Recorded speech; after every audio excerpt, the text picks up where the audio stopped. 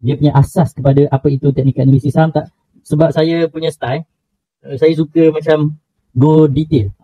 Kan kita bukan setakat nak tahu dia punya rangka-rangka asas je, kita nak tahu dia punya data-data, info-info yang detail-detail, yang kecil-kecil, yang ada sangkut paut dengan tajuk yang kita nak discuss pada malam ini. Alright. So, untuk tidak melengahkan masa, apa itu technical analysis? Okay? Apa itu technical analysis? Kenapa technical analysis ni penting sangat kalau sekiranya kita nak jadi seorang traders ataupun seorang pelabur saham yang berjaya. Okay?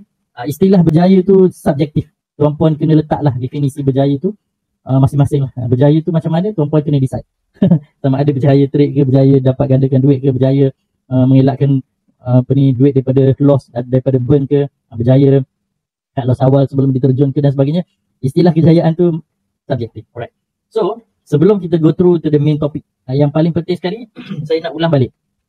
Kita ada 3 cara utama yang selalu digunakan oleh traders. Tak kisahlah dia newbie ataupun dia dah lama season ataupun dia memang professional, dia ada 3 je cara dia.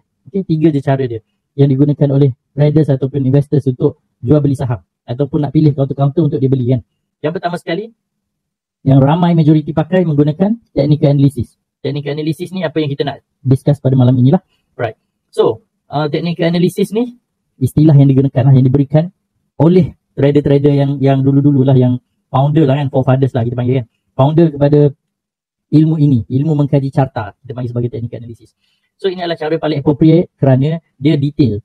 Apa yang dimaksudkan dengan technical analysis adalah kajian terhadap pergerakan harga dan volume pada carta. So, harga dekat mana, volume dekat mana, kita tengok terus dekat chart. So, ada 2 komponen untuk technical analysis. Yang pertama adalah kita nak kaji berkenaan dengan price component. Price component adalah komponen yang berada di sini, yang berada di atas lah. Saya tukarkan dia punya ni.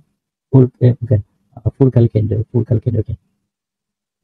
Ini adalah komponen yang utama yang digunakan oleh traders untuk membuat kajian terhadap saham ataupun apa-apa instrumen yang kita panggil sebagai price component bahagian atas. Okay. Saya screenshot sikit. So, basically technical analysis ni adalah kajian terhadap 2 benda. Pertama, kajian terhadap harga ataupun kita panggil price component. Yang ni tuan-puan dah tahu dah, kalau yang tuan-puan yang dah lama ikut saya punya discussion kan, memang dah tahu dah. Cuma just untuk apa kita panggil refresh balik. Then, part yang kedua adalah volume. Volume ni kalau dalam futures dia panggil open interest. Okay, kalau dalam futures ataupun FCPO dia panggil sebagai open interest.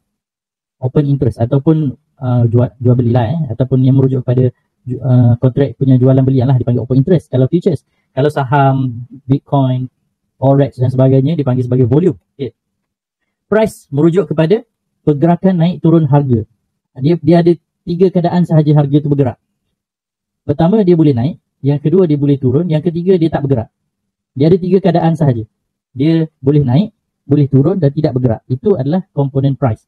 So, komponen price, dia hanya bergerak mengikut pergerakan masa, iaitu akan bergerak ke hadapan sahaja. Dia tak akan patah balik dah. Dia tak akan patah balik ke belakang. Dia cuma boleh turun, naik, pergi ke depan. Kalau dia tak turun, dia tak naik, dia pergi ke depan juga. Okay? So, volume pun sama. Dia hanya boleh turun, naik dan static ataupun tak ada lah, ataupun tak ada volume. So, price merujuk kepada pergerakan harga sesuatu instrumen naik dan turun disebabkan oleh adanya demand and supply. Okay, disebabkan oleh bila dia ada demand, saya gunakan warna hijau. Bila dia ada demand, dia akan menyebabkan harga naik. Bila ada supply ni maksudnya jualan lah, lebih kepada jualan, harga dia turun. Bila demand dan supply sama, dia menyebabkan harga static. Ataupun tak ada demand, tak ada supply, harga static. Ataupun tak ada apa-apa urus niaga, harga static. Manakala volume merujuk kepada unit ataupun boleh juga dikira dalam bentuk nilai. Dia sama ada dalam bentuk unit ataupun lot ataupun dalam bentuk value. Dalam juta-juta lah kan. Urus niaga yang dijalankan. Berapa unit ataupun berapa lot urus niaga ataupun berapa jumlah yang dikalilah satu unit kali satu lot. Satu lot kali 100 unit kali harga semasa, dia akan menghasilkan volume. Kenapa volume penting dalam technical analysis? Sebab kalau sekiranya harga bergerak tanpa volume, dia boleh jadi pergerakan harga yang tidak valid. Dipanggil sebagai anomali. Kita boleh cerita nantilah, dia agak kompleks sikit.